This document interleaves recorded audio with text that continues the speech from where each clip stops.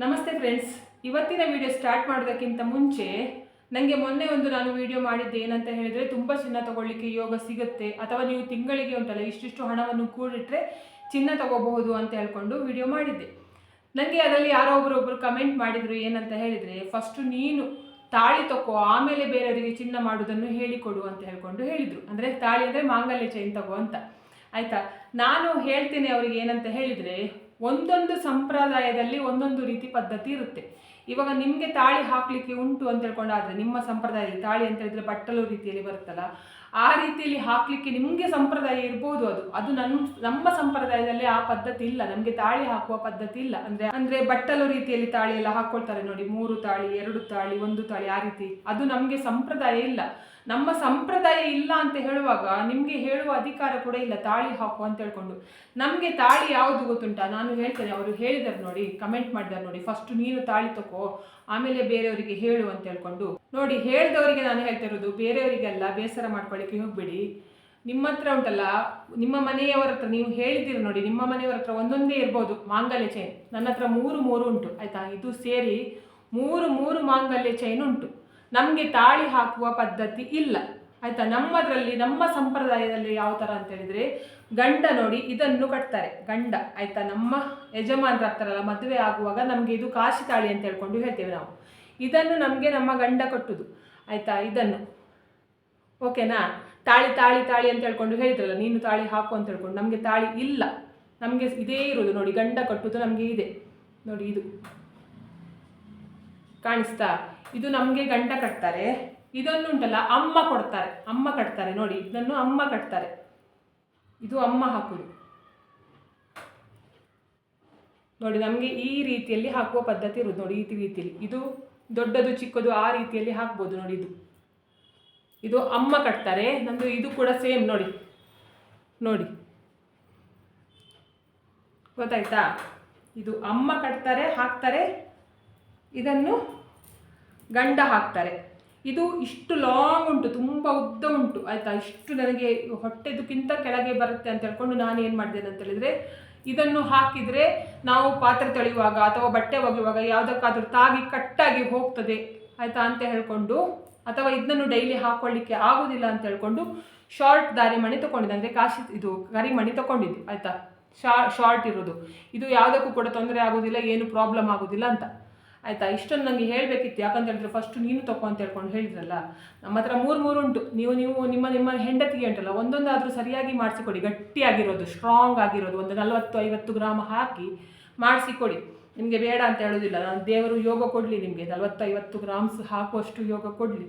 ಅದ ನಂತರ ನೀವು ನನಗೆ ಬಂದು ಕಮೆಂಟ್ ಮಾಡಿ. ನೋಡಿ, ಯಾಕೆ ಹೇಳಿದೆ ಅಂತ ಹೇಳಿದರೆ, ನಮಗೆ ಆ ಪದ್ಧತಿ ಇಲ್ಲ ಅನ್ನುವಾಗ ನಿಮಗೆ ಆ ಪದ್ಧತಿ ಇರ್ಬೋದು, ನಮಗೆ ಆ ಪದ್ಧತಿ ಇಲ್ಲ ಅನ್ನುವಾಗ ನಾವು ಹಾಕ್ಕೊಳ್ಬಾರ್ದು. ಅದನ್ನು ಹಾಕ್ಕೊಂಡಿದ್ರೆ ತಪ್ಪಾಗತ್ತೆ. ಒಬ್ಬೊಬ್ಬರದ್ದು ಒಂದೊಂದು ಸಂಪ್ರದಾಯ ಇರುತ್ತಲ್ಲ. ನಮ್ಮ ಸಂಪ್ರದಾಯವನ್ನು ನಾವು ಪಾಲನೆ ಮಾಡುವ. ನಿಮ್ಮ ಸಂಪ್ರದಾಯವನ್ನು ಮಾಡಬಾರ್ದು ಅಂತ ಹೇಳ್ಕೊಂಡು ನಾನು ಎಲ್ಲಾದರೂ ಹೇಳಿದ್ದೇನೆ, ಯಾವುದಾದ್ರೂ ವಿಡಿಯೋದಲ್ಲಿ ಹೇಳಿದ್ದೇನೆ. ಪ್ರತಿ ಸಲ ನಾನು ಹೇಳ್ತೇನೆ ಏನಂತ ಹೇಳಿದ್ರೆ, ನಿಮ್ಮ ಸಂಪ್ರದಾಯದಲ್ಲಿ ಯಾವ ರೀತಿ ಉಂಟು ನೋಡಿ, ಅದೇ ರೀತಿ ಮಾಡಿ ಅಂತ ಹೇಳ್ಕೊಂಡು ಹೇಳ್ತೇನೆ. ಅದೇ ರೀತಿ ನಮ್ಮ ಸಂಪ್ರದಾಯದಲ್ಲಿ ಕೂಡ ಅದೆಲ್ಲ ಇಲ್ಲ. ಆದ್ದರಿಂದ ನಾವು ಅದನ್ನು ಮಾಡಲಿಕ್ಕೆ ಹೋಗೋದಿಲ್ಲ. ಇವಾಗ ಅದನ್ನು ಬಿಡಿ. ಇವಾಗ ನಿಮಗೆ ಯಾವುದೋ ಒಂದು ಕೆಟ್ಟ ಕಣ್ಣಿನ ದೃಷ್ಟಿಯಿಂದ ಆಗಲಿ, ಅಥವಾ ನಿಮಗೆ ಏನೋ ಒಂದು ಚಿನ್ನ ಮಾಡಬೇಕು ಅಂತ ಹೇಳ್ಕೊಂಡು ಆಸೆ ಉಂಟು, ಆದರೂ ಆ ಚಿನ್ನ ಮಾಡಿದ್ದೆಲ್ಲ ಬ್ಯಾಂಕಿಗೆ ಹೋಗಿದೆ, ಅದನ್ನು ಬಿಡಿಸ್ಕೊಂಡು ಬರುವ ಶಕ್ತಿ ಕೂಡ ಇಲ್ಲ. ನಮಗೆ ಪುನಃ ಚಿನ್ನ ಮಾಡುವ ಯೋಗ ದೇವರು ಕೊಡಬೇಕು ಅಂತ ಹೇಳ್ಕೊಂಡು ನಿಮಗೆ ಮನಸ್ಸಲ್ಲಿದ್ದರೆ, ನಾನು ಇವಾಗ ಒಂದು ಹೇಳಿಕೊಡ್ತೇನೆ, ಅದನ್ನು ಮಾಡಿ. ಆಯಿತಾ, ಯಾವುದೇ ಕೆಟ್ಟ ಕಣ್ಣಿನ ದೃಷ್ಟಿ ಕೂಡ ನಿಮಗೆ ಆಗೋದಿಲ್ಲ. ನಿಮ್ಮ ಮನೆಗೆ ಏನಾದರೂ ಕೆಟ್ಟ ಕಣ್ಣಿನ ದೃಷ್ಟಿ ಆದರೂ ಕೂಡ ಇದರಿಂದ ಹೊರಗಡೆ ಹೋಗುತ್ತೆ. ಆಯಿತಾ, ನಿಮ್ಮ ಮನೆಗೆ ಒಳ್ಳೆಯದಾಗುತ್ತೆ ಅಂತ ಹೇಳ್ಕೊಂಡು ಹೇಳ್ತೇನೆ. ಬರೀ ಚಿನ್ನ ಮಾಡಿಸ್ಕೊಳ್ಳಿಕ್ಕೆ ಅಂತ ಹೇಳ್ಕೊಂಡಲ್ಲ. ಕೆಟ್ಟ ಕಣ್ಣಿನ ದೃಷ್ಟಿ ಹಾಕೋರು ಉಂಟಲ್ಲ, ಎಲ್ಲ ರೀತಿಯಲ್ಲಿ ಕೂಡ ಹಾಕ್ತಾರೆ. ಎಲ್ಲದೂ ಕೂಡ ನಾಶವಾಗಿ ಹೋಗಲಿ ಅಂತ ಹೇಳ್ಕೊಂಡೇ ಹಾಕೋದು ಜಾಸ್ತಿ.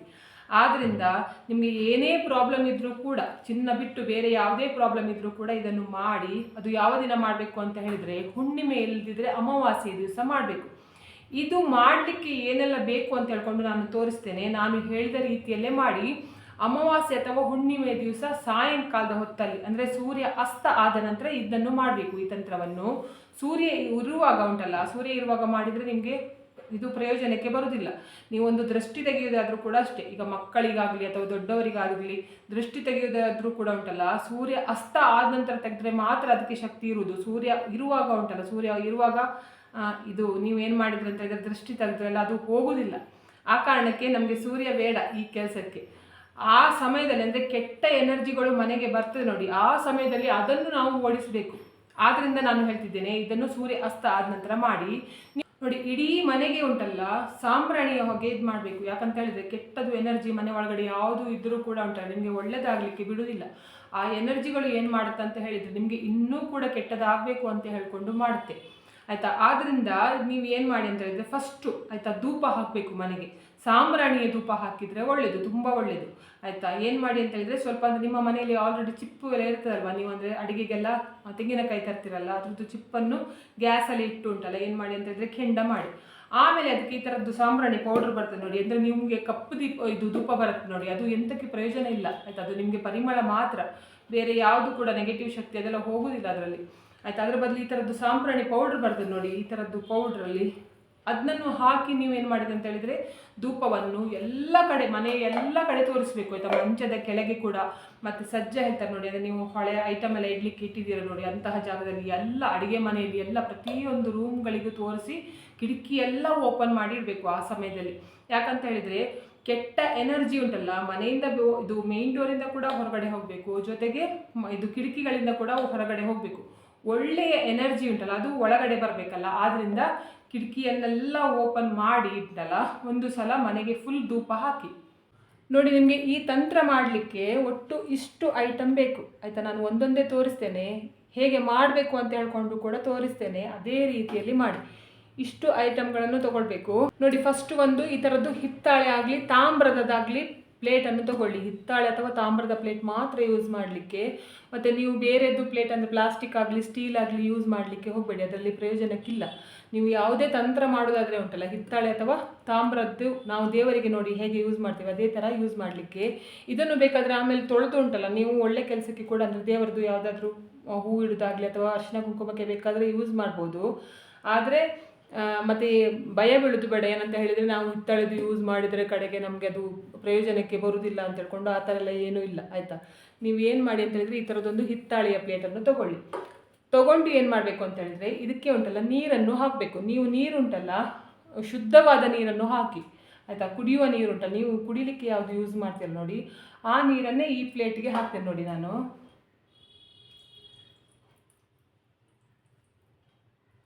ನೋಡಿ ಈ ಪ್ಲೇಟ್ಗೆ ನಾನು ಕುಡಿಯುವ ನೀರನ್ನು ಹಾಕಿದ್ದೇನೆ ನೋಡಿ. ಆಮೇಲೆ ಏನು ಮಾಡಬೇಕು ಅಂತ ಹೇಳಿದರೆ ಇದಕ್ಕೆ ಉಂಟಲ್ಲ ನೀವು ಅರಶಿನ ಪುಡಿಯನ್ನು ಹಾಕಬೇಕು. ನೀವು ಅಡುಗೆಗೆ ಬಳಸ್ತೀರ ನೋಡಿ ಆ ಅರಿಶಿನ ಪುಡಿ ಬೇಕಾದರೆ ಯೂಸ್ ಮಾಡ್ಬೋದು. ನೀವು ಬೇಕಾದರೆ ಇದು ಅಂದರೆ ದೇವರದ್ದೇ ಅರಿಶಿನ ಪುಡಿ ಯೂಸ್ ಮಾಡಬೇಕಂತ ಹೇಳ್ಕೊಂಡಿಲ್ಲ, ಆಯಿತಾ. ನಾನು ಇಲ್ಲಿ ಒಂದು ಇಷ್ಟು ನೋಡಿ ಇಷ್ಟು ಅರಿಶಿನ ಪುಡಿಯನ್ನು ಈ ನೀರಿಗೆ ಹಾಕ್ಕೊಳ್ತಾ ಇದ್ದೇನೆ. ಅದರ ನಂತರ ನಾನು ಸುಣ್ಣವನ್ನು ತೊಗೊಂಡಿದ್ದೇನೆ, ಆಯಿತಾ. ಸುಣ್ಣ ನೀವು ಇದೇ ರೀತಿ ಸುಣ್ಣ ತಗೊಳ್ಬೇಕಂತ ಇಲ್ಲ. ಈ ಎಲೆ ಅಡಿಕೆ ಎಲ್ಲ ಹಾಕ್ತಾರೆ ನೋಡಿ, ಅವರ ಬಳಿಯಲ್ಲಿ ಸುಣ್ಣ ಸಿಗ್ತದೆ ನಿಮಗೆ, ಆಯಿತಾ. ಅವರ ಮನೆಗೆ ಹೋಗಿ ಸ್ವಲ್ಪ ಸುಣ್ಣ ಕೊಡಿ ಅಂತ ಹೇಳ್ಕೊಂಡು ಬೇಕಾದರೆ ಕೇಳ್ಬೋದು. ಇಲ್ಲ ಅಂತ ಹೇಳಿದರೆ ನೀವು ಅಂಗಡಿಗೆ ಹೋಗಿ ಬೇಕಾದರೆ ಸುಣ್ಣವನ್ನು ತೊಗೊಂಡು ಬರ್ಬೋದು, ಆಯಿತಾ. ಇದಕ್ಕೆ ನಾವೇನು ಮಾಡಬೇಕು ಅಂತ ಹೇಳಿದರೆ ಸುಣ್ಣವನ್ನು ಕೂಡ ಹಾಕಬೇಕು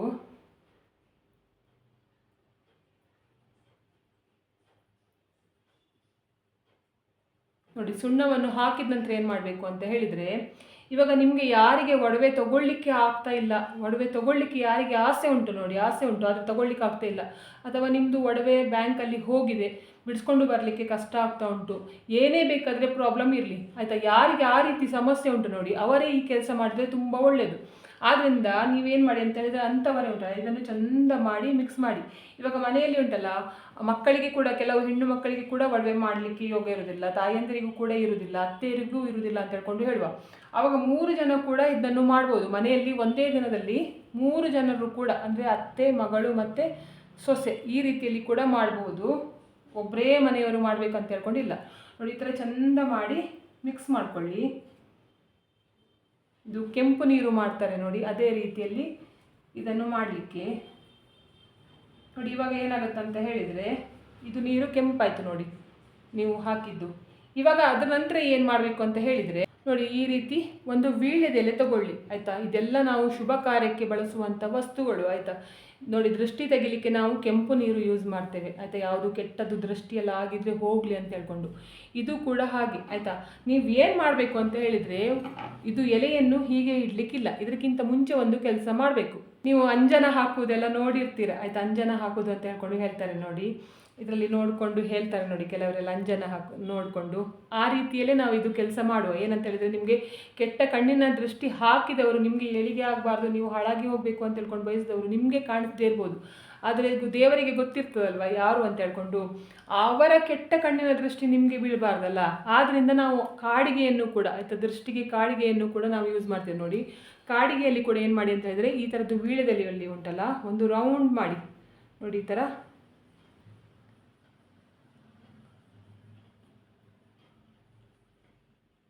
ನೋಡಿ. ವಾಮಾಚಾರ ಮಾಡಿದ್ದು ತೆಗಿಲಿಕ್ಕೆ ಬೇರೆ ಆಯಿತಾ, ನಾನು ತಂತ್ರ ಹೇಳಿಕೊಟ್ಟಿದ್ದೇನೆ ಆಯಿತಾ, ಅದು ಬೇರೆ ಥರದ ತಂತ್ರ. ಇದನ್ನು ಬೇರೆ ರೀತಿಯಲ್ಲೇ ಮಾಡ್ತೇವೆ. ಎರಡನ್ನೂ ಕೂಡ ಒಂದೇ ರೀತಿ ಅಂತ ಹೇಳ್ಕೊಂಡು ಎಣಿಸ್ಕೊಳ್ಳಿಕ್ಕೆ ಹೋಗ್ಬಿಡಿ. ಆ ತಂತ್ರವೇ ಬೇರೆ, ಈ ತಂತ್ರವೇ ಬೇರೆ ನೋಡಿ. ಈ ಥರ ನೋಡಿ ಕಾಡಿಗೆಯಲ್ಲಿ ಹಾಕಿದ್ದೇನೆ. ಇವಾಗ ಏನು ಮಾಡಬೇಕು ಅಂತ ಹೇಳಿದರೆ, ಇದನ್ನು ಇದರ ಮಧ್ಯದಲ್ಲಿ ನಾನು ಇಡ್ತೇನೆ ಆಯಿತಾ. ಈ ಮಧ್ಯದಲ್ಲಿ ಇಟ್ಟು ಆಮೇಲೆ ನಮಗೆ ನೆಕ್ಸ್ಟ್ ಬೇಕಾದ ವಸ್ತು ಯಾವುದು ಅಂತ ಹೇಳಿದರೆ ನೋಡಿ, ನೆಕ್ಸ್ಟ್ ಬೇಕಾಗಿದ್ದ ವಸ್ತು ಯಾವುದು ಅಂತ ಹೇಳಿದರೆ ನಿಂಬೆಹಣ್ಣು. ನೀವು ನಿಂಬೆಹಣ್ಣನ್ನು ತಗೊಳ್ಳಿ ಆಯಿತಾ. ಯಾವ ಸೈಜ್ ಬೇಕಾದರೆ ತೊಗೋಬೋದು, ದೊಡ್ಡದು ಬೇಕಾದರೆ ತೊಗೋಬೋದು, ಚಿಕ್ಕದು ಬೇಕಾದರೆ ತೊಗೋಬೋದು. ತಗೊಂಡು ಏನು ಮಾಡಬೇಕು ಅಂತ ಹೇಳಿದರೆ, ಇದನ್ನು ಕಟ್ ಮಾಡಬೇಕು. ನೀವು ಜ್ಯೂಸ್ ಎಲ್ಲ ಮಾಡೋದಾದರೆ ನಿಂಬೆಹಣ್ಣನ್ನು ಕಟ್ ಮಾಡುವಾಗ ಏನು ಹೇಳ್ತಾರೆ ಅಂತ ಹೇಳಿದರೆ, ಈ ಜಾಗ ಉಂಟಲ್ಲ, ಅಂದರೆ ತೊಟ್ಟು ಇರ್ತದೆ ನೋಡಿ, ಆ ಜಾಗದಲ್ಲಿ ಕಟ್ ಮಾಡಬಾರ್ದು, ಮಧ್ಯದಲ್ಲಿ ಕಟ್ ಮಾಡಬೇಕು ಅಂತ ಹೇಳ್ಕೊಂಡು ಹೇಳ್ತಾರೆ. ಆದರೆ ಈ ತಂತ್ರ ಮಾಡಬೇಕಾದ್ರೆ ನೀವು ಯಾವ ಜಾಗದಲ್ಲಿ ಕಟ್ ಮಾಡಬೇಕು ಅಂತ ಹೇಳಿದರೆ, ತೊಟ್ಟು ಬರಲಿಕ್ಕೆ ಸ್ಟಾರ್ಟ್ ಇರ್ತದೆ ನೋಡಿ, ತೊಟ್ಟು ಆ ಜಾಗದಲ್ಲಿ, ಈ ಗಿಡದಲ್ಲಿ ಬರ್ತದೆ ನೋಡಿ, ತೊಟ್ಟು ಇರ್ತದೆ ನೋಡಿ, ಈ ರೀತಿಯಲ್ಲಿ ಇರ್ತದೆ ನೋಡಿ, ಆ ಜಾಗದಲ್ಲೇ ನೀವು ಕಟ್ ಮಾಡಬೇಕು. ಜ್ಯೂಸ್ಗೆ ಕಟ್ ಮಾಡಿದಾಗ ಹೀಗೆ ಕಟ್ ಮಾಡಲಿಕ್ಕಿಲ್ಲ, ಅಡ್ಡ ಕಟ್ ಮಾಡಲಿಕ್ಕಿಲ್ಲ, ಈ ರೀತಿಯಲ್ಲಿ ಕಟ್ ಮಾಡಬೇಕು. 4 ಕಟ್ ಮಾಡಬೇಕು ನೋಡಿ, ನಾನು ತೋರಿಸ್ತೇನೆ ನೋಡಿ, ಅದೇ ರೀತಿಯಲ್ಲಿ ಕಟ್ ಮಾಡಿ. ಫುಲ್ ಕಟ್ ಮಾಡಲಿಕ್ಕೆ ಹೋಗಬೇಡಿ ನೋಡಿ, ಈ ರೀತಿಯಲ್ಲಿ ಮುಕ್ಕಾಲು ಬರೋ ತನಕ, ಇಲ್ಲಿ ತನಕ ಕಟ್ ಮಾಡಿ. ಆಮೇಲೆ ನೋಡಿ ಈ ಕಡೆ ಒಟ್ಟು ನೋಡಿ, ನಿಮಗೆ ಹೀಗೆ ಓಪನ್ ಮಾಡುವಾಗ ಉಂಟಲ್ಲ, ಅದು 4 ಬರಬೇಕು ನೋಡಿ ಹೀಗೆ. ಇವಾಗ ಏನು ಮಾಡಲಿಕ್ಕೆ ಅಂತ ಹೇಳಿದರೆ, ಇದ್ರ ಒಳಗಡೆ ಉಂಟಲ್ಲ ಕಲ್ಲುಪ್ಪನ್ನು ಸೇರಿಸಬೇಕು ಆಯಿತಾ. ಕಲ್ಲುಪ್ಪನ್ನು ನಾನು ಹಾಕ್ತೇನೆ, ಅದು ತುಂಬುವಷ್ಟು ಕಲ್ಲುಪ್ಪು ಹಾಕಿ ನೋಡಿ. ನಾನು ವಾಮಾಚಾರ ಮಾಡಿದ್ದು ಅವರಿಗೆ ರಿಟರ್ನ್ ಆಗಬೇಕಾದ್ರೆ ಏನು ಮಾಡಬೇಕು ಅಂತ ಹೇಳ್ಕೊಂಡು ಒಂದು ವಿಡಿಯೋ ನೋಡಿದೆ ನೋಡಿ, ಅದು ಸೇಮ್ ಇದೇ ಥರ ಮೆಥಡ್ ಉಂಟು. ಆದರೆ ಅದರಲ್ಲಿ ನೀವು ನೋಡ್ಬೋದು, ಸರಿಯಾಗಿ ನೋಡಿ, ಅದು ಚೇಂಜ್ ಉಂಟು, ಇದು ಚೇಂಜ್ ಉಂಟು, ಎರಡು ಒಂದೇ ಅಂತ ಹೇಳ್ಕೊಂಡು ತಿಳ್ಕೊಳ್ಳಿಕ್ಕೆ ಹೋಗಬೇಡಿ ಆಯಿತಾ. ಅದನ್ನು ಬೇರೆ ಕ್ರಮ, ಇದೇ ಬೇರೆ ಕ್ರಮ ಆಯಿತಾ. ಆಮೇಲೆ ನಿಂಬೆ ಹಣ್ಣಿನಲ್ಲಿ ಉಪ್ಪು ಹಾಕಿದ್ದೇನೆ ಅಂತ ಹೇಳ್ಕೊಂಡು ಸೇಮ್ ಅದೇ ಅಂತ ಹೇಳ್ಕೊಂಡು ಎಣಿಸ್ಕೊಳ್ಳಿಕ್ಕೆ ಹೋಗಬೇಡಿ ಆಯಿತಾ.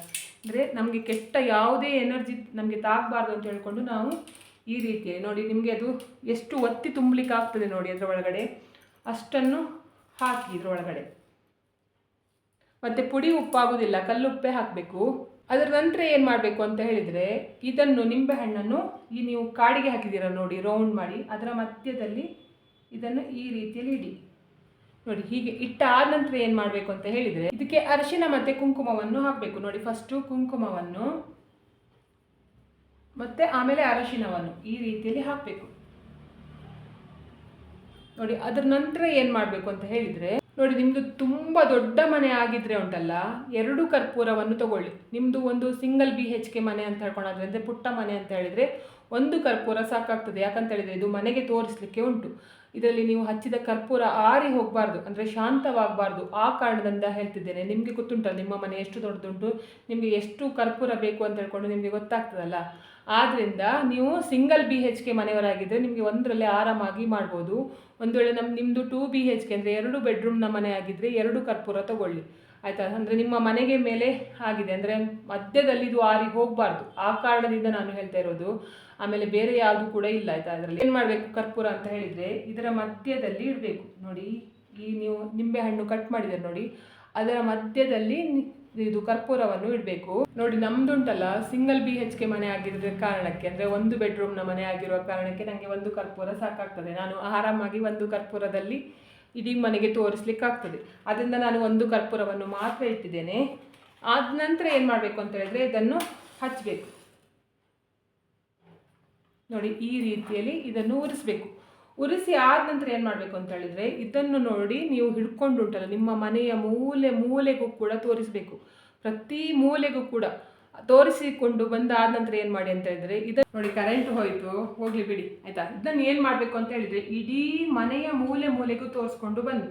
ಮನೆಯ ಮೂಲೆ ಮೂಲೆಗೂ ತೋರಿಸ್ಕೊಂಡು ಬಂದ ನಂತರ ಏನು ಮಾಡಬೇಕು ಅಂತ ಹೇಳಿದರೆ, ಇದನ್ನುಂಟಲ್ಲ ಲಾಸ್ಟ್ಗೆ ಕೊನೆಯಲ್ಲಿ ನಿಮ್ಮ ಮನೆಯ ಮುಖ್ಯ ದ್ವಾರ ಉಂಟಲ್ಲ, ಮುಖ್ಯ ದ್ವಾರದ ಮಧ್ಯದಲ್ಲಿ ಇದ್ರ ಮೇಲೆ ಹೊಸ್ತಿಲ ಮೇಲೆ ಇಡ್ಲಿಕ್ಕೆ ಹೋಗಬೇಡಿ, ನೆಲದ ಮೇಲೆ ಇದನ್ನು ಇಟ್ಟು ಬಿಡಿ. ಫುಲ್ ಈ ಬಟ್ಟಲು ಕೂಡ ಇಟ್ಟು ಬಿಡಿ. ಅದ ನಂತರ ಇದು ಹೋಗ್ತದೆ ನೋಡಿ, ಕರ್ಪೂರ ಎಲ್ಲ ಆರಿ ಹೋಗ್ತದೆ ನೋಡಿ. ಅದ ನಂತರ ಏನು ಮಾಡಿ ಅಂತ ಹೇಳಿದರೆ, ಇಡೀ ಮನೆಗೆ, ನಿಮ್ಮ ಮನೆಗೆ ಉಂಟಲ್ಲ ಇದರಲ್ಲಿ ನಿವಾಳಿಸ್ಬೇಕು. ನೀವು ಬೇಕಾದರೆ ಕರ್ಪೂರದಲ್ಲಿ ಇದು ಬೆಂಕಿ ಇರುವಾಗ ಬೇಕಾದರೆ ನೀವು ಮನೆಗೆ, ಇಡೀ ಮನೆಗೆ ದೃಷ್ಟಿ ತೆಗಿಬೋದು. ಇಲ್ಲ ಅಂತ ಹೇಳಿದರೆ ಅದು ಆರಿ ಹೋದರೂ ಕೂಡ ಪರವಾಗಿಲ್ಲ, ಏನಾಗೋದಿಲ್ಲ ಆಯಿತಾ. ನಿಮಗೆ ಇದು ಮೇಯ್ನ್ ಬೇಕಾಗಿದ್ದು ಇಲ್ಲಿ ಕೆಂಪು ನೀರಲ್ಲ, ಮನೆ ದೃಷ್ಟಿಗೆ ತೆಗಿಲಿಕ್ಕೆ ಕೆಂಪು ನೀರು ಉಂಟು ಇಲ್ಲಿ ಆಯಿತಾ. ನೀವು ಏನು ಮಾಡಿ ಅಂತ ಹೇಳಿದರೆ, ನಿಮ್ಮ ಮನೆಯ ಮುಖ್ಯ ದ್ವಾರದ ಹತ್ರ ಹೋಗಿ ಏನು ಮಾಡಿ ಅಂತ ಹೇಳಿದರೆ 3 ಸಲ ಈ ಥರ ಮಾಡಿ, 3 ಸಲ ಹೀಗೆ ಮಾಡಿ ಆಮೇಲೆ ನಿವಾಳಿಸಿ ಆಯಿತಾ. ಇಡೀ ಮನೆಗೆ ನಿವಾಳಿಸಿ, ಮುಖ್ಯ ದ್ವಾರಕ್ಕೆ ನಿವಾಳಿಸಿದರೆ ಇಡೀ ಮನೆಗೆ ನಿವಾಳಿಸಿದ ಹಾಗೆ ಆಗ್ತದೆ. ಅದ ನಂತರ ಏನು ಮಾಡಿ ಅಂತ ಹೇಳಿದರೆ, ಈ ಬಟ್ಟಲು ಕೂಡ ಉಂಟಲ್ಲ ಸೇರಿ ನಿಮ್ಮ ಮುಖ್ಯ ದ್ವಾರದ ಎದುರುಗಡೆ ಇಡಿ. ಹೊಸ್ತಿಲ ಮೇಲೆ ಇಡಬೇಡಿ, ಕೆಳಗಡೆ ನೆಲದ ಮೇಲೆ. ಆವಾಗ ಏನಾಗುತ್ತೆ ಅಂತ ಹೇಳಿದರೆ, ನಿಮಗೆ ಮನೆಯಲ್ಲಿ ಕೆಟ್ಟ ಎನರ್ಜಿಗಳೆಲ್ಲ ಇದ್ದರೆ ಉಂಟಲ್ಲ, ಈ ನೀರು ಉಂಟಲ್ಲ, ನೀವು ಇಲ್ಲಿ ಕೆಂಪು ನೀರು ಮಾಡಿದ್ರೆ ನೋಡಿ, ಅದು ದಪ್ಪ ಆಗಲಿಕ್ಕೆ ಸ್ಟಾರ್ಟ್ ಆಗುತ್ತೆ ಆಯಿತಾ. ಅಂದರೆ ಗಟ್ಟಿ ಆಗಲಿಕ್ಕೆ ಸ್ಟಾರ್ಟ್ ಆಗುತ್ತೆ. ಆವಾಗ ಏನಾಗುತ್ತೆ ಅಂತ ಹೇಳಿದರೆ, ನಿಮ್ಮ ಮನೆಯಲ್ಲಿ ಯಾರೋ ಕೆಟ್ಟದಾಗಬೇಕು ಅಂತ ಹೇಳ್ಕೊಂಡು ಬಯಸಿದ್ದಾರೆ ಅಂತ ಹೇಳ್ಕೊಂಡು ಅದರಿಂದ ನೀವು ಕಂಡು ಹಿಡಿಬೋದು. ಫುಲ್ ಅದೆಲ್ಲ ಆದ ನಂತರ ಏನು ಮಾಡಿ ಅಂತ ಹೇಳಿದರೆ, ಆ ನೀರನ್ನು ಉಂಟಲ್ಲ, ನೀವು ನಿಮ್ಮ ಮನೆ ಅಂದರೆ ನೀವು ಬಾಡಿಗೆ ಮನೆಯಲ್ಲಿದ್ದರೆ ನಿಮ್ಮ ಮನೆಯ ಮುಖ್ಯ ದ್ವಾರದ ಹತ್ರ ಹಾಕ್ಲಿಕ್ಕೆ ಆಗೋದಿಲ್ಲ. ಯಾಕಂತ ಹೇಳಿದ್ರೆ ಬಿಡುವುದಿಲ್ಲ ಯಾರು ಕೂಡ ಆಯಿತಾ. ಅಂದರೆ ಬೈತಾರೆ, ಅದೆಲ್ಲ ಹಾಗೆ ಮಾಡಬೇಡಿ ಅಂತ. ನೀವು ಏನು ಮಾಡಿ ಅಂತ ಹೇಳಿದರೆ, ಆರಾಮಾಗಿ ಹೊರಗಡೆ ಚೆಲ್ಲಿ ಬನ್ನಿ. ರಸ್ತೆಗೆ ಬೇಕಾದರೆ ಚೆಲ್ಬೋದು, ಅಥವಾ ಯಾವುದಾದ್ರೂ ಮರದ ಕೆಳಗಡೆ ಬೇಕಾದರೆ ಆಗ್ಬೋದು. ಆಮೇಲೆ ಈ ನಿಂಬೆಹಣ್ಣನ್ನು ಕೂಡ ಹಾಗೆ, ನಿಂಬೆಹಣ್ಣು ಮತ್ತು ವೀಳ್ಯದೆಲೆಯನ್ನು ಕೂಡ ಹೊರಗಡೆ ಬಿಸಾಕಿ ಬನ್ನಿ. ಬರುವಾಗ ಉಂಟಲ್ಲ ಏನು ಮಾಡಬೇಕು ಅಂತ ಹೇಳಿದ್ರೆ, ಕೈಕಾಲು ಮುಖವನ್ನು ತೊಳ್ಕೊಂಡು ಆಮೇಲೆ ಮನೆ ಒಳಗಡೆ ಬನ್ನಿ. ಮತ್ತು ಯಾವ ಕಾರಣಕ್ಕೂ ಕೂಡ ಇದು ಪುನಃ ಅಂದರೆ ನೀವು ಬಿಸಾಕಿ ಬರ್ತೀರೋ ನೋಡಿ, ಹಿಂತಿರುಗಿ ನೋಡಬಾರ್ದು. ಸೀದಾ ಮನೆ ಒಳಗಡೆ ಕೈಕಾಲು ಮುಖ ತೊಳ್ಕೊಂಡು ಒಳಗಡೆ ಬರಬೇಕು ಆಯಿತಾ. ಹೀಗೆ ಉಂಟಲ್ಲ, ಅಮಾವಾಸ್ಯೆ ಮತ್ತು ಹುಣ್ಣಿಮೆ ಎರಡೂ ಸಮಯದಲ್ಲಿ ನೀವು ಮಾಡ್ತಾ ಬಂದರೆ ಏನಾಗುತ್ತೆ ಅಂತ ಹೇಳಿದರೆ, ನಿಮಗೆ ಯಾವುದು ಪ್ರಾಬ್ಲಮ್ ಇದ್ದರೂ ಕೂಡ ಉಂಟಲ್ಲ ಹೋಗುತ್ತೆ. ನಿಮಗೆ ಚಿನ್ನ ಖರೀದಿ ಮಾಡುವ ಶಕ್ತಿ ಕೂಡ ದೇವರು ಕೊಡ್ತಾರೆ. ಕೆಟ್ಟ ಕಣ್ಣಿನ ದೃಷ್ಟಿಯಿಂದ ಅಥವಾ ಏನೋ ಒಂದು ತೊಂದರೆಯಿಂದ ನಿಮಗೆ ಚಿನ್ನ ತಗೊಳ್ಳಿಕ್ಕೆ ಆಗ್ತಾ ಇರೋದಿಲ್ಲ ಅಲ್ವಾ, ಅದರ ನಂತರ ನಿಮಗೆ ಖಂಡಿತ ತಗೊಳ್ಳಿಕ್ಕೆ ಆಗುತ್ತೆ. ದೇವರು ನಿಮಗೆ ಕೈಕಾಲಿಗೆ ಶಕ್ತಿ ಕೊಡ್ತಾರೆ ತಗೊಳ್ಳುವಷ್ಟು, ಮತ್ತು ಮನಸ್ಸು ಕೂಡ ಕೊಡ್ತಾರೆ. ಕೈಕಾಲಿಗೆ ಶಕ್ತಿ ಮಾತ್ರ ಅಲ್ಲ, ಮನಸ್ಸು ಕೂಡ ಬೇಕಲ್ಲ ಚಿನ್ನ ತಗೊಳ್ಬೇಕಂದ್ರೆ. ಆದ್ದರಿಂದ ಮನಸ್ಸು ಕೂಡ ಕೊಡ್ತಾರೆ. ನಿಮಗೆ ಕೂಡ ತುಂಬ ಚಿನ್ನ ಹಾಕೊಳ್ಳಿಕ್ಕೆ ಯೋಗವನ್ನು ಕೂಡ ದೇವರು ಕೊಡ್ತಾರೆ. ಅದು ಕೂಡ ಅವರವರು ಯಾವ ರೀತಿಯಲ್ಲಿ ಕೆಲಸ ಮಾಡ್ತಾರೆ ನೋಡಿ, ಅದ್ರ ಮೇಲೆ ಡಿಪೆಂಡ್ ಆಗಿದೆ. ಯಾಕಂತ ಹೇಳಿದರೆ, ಕಡಿಮೆ ಸಂಬಳ ಬರೋರಿಗೆ ತುಂಬ KG ಗಟ್ಟಲೆ ಚಿನ್ನ ಹಾಕೊಳ್ಳಿಕ್ಕೆ ಆಗ್ತದೆ ಅಂತ ಹೇಳ್ಕೊಂಡು ನಾನು ಸುಳ್ಳು ಭರವಸೆ ನೀಡಲಿಕ್ಕೆ ಹೋಗೋದಿಲ್ಲ. ಕಡಿಮೆ ಸಂಬಳ ಬಂದರೂ ಕೂಡ ನಿಮಗೆ ಚಿನ್ನ ತಗೊಳ್ಳಿಕ್ಕೆ ಆಗ್ತದೆ ಅಂತ ಹೇಳಿದರೆ, ಆ ಹಣವನ್ನು ನೀವು ಉಳಿತಾಯ ಮಾಡಿ ಚಿನ್ನ ತಗೊಳ್ಳುವ ಹಾಗೆ ನಿಮಗೆ ದೇವರು ಶಕ್ತಿ ಕೊಡ್ತಾರೆ ಆಯಿತಾ. ಆದ್ದರಿಂದ ಹೇಳ್ತಾ ಇರೋದು, ಇದೊಂದು ಮಾಡಿ ನೋಡಿ ಅಂತ ಹೇಳ್ಕೊಂಡು. ಇವತ್ತಿನ ವಿಡಿಯೋ ನಿಮಗೆ ಇಷ್ಟ ಆದರೆ ಪ್ಲೀಸ್ ಈ ವಿಡಿಯೋಕ್ಕೆ ಲೈಕ್ ಮಾಡಿ, ಆದಷ್ಟು ಜನರಿಗೆ ವಿಡಿಯೋನ ಶೇರ್ ಮಾಡಿ, ಕಮೆಂಟ್ ಮಾಡಿ, ನನ್ನ ಚಾನಲ್ಗೆ ಸಬ್ಸ್ಕ್ರೈಬ್ ಆಗಿ. ನನ್ನ ಚಾನಲ್ಗೆ ಸಬ್ಸ್ಕ್ರೈಬ್ ಆದರೆ ನಮಗೊಂದು ಸಪೋರ್ಟ್ ಸಿಕ್ಕಿದೆ ಹಾಗೆ ಆಗ್ತದೆ. ಮತ್ತು ನಾನು ಹೀಗೆ ಒಳ್ಳೆ ವಿಡಿಯೋನ ನಿಮ್ಮ ಜೊತೆಗೆ ಶೇರ್ ಮಾಡ್ತೇನೆ. ಇವತ್ತಿನ ವಿಡಿಯೋ ಯಾರೆಲ್ಲ ನೋಡಿದ್ದೀರಾ ಅಥವಾ ನೋಡಲಿಲ್ಲ, ಎಲ್ಲರಿಗೂ ಒಳ್ಳೆಯದಾಗಲಿ ಅಂತ ನಾನು ಕೂಡ ದೇವರಲ್ಲಿ ಬೇಡ್ಕೊಳ್ತಿದ್ದೇನೆ. ಎಲ್ಲರಿಗೂ ಒಳ್ಳೆಯದಾಗಲಿ.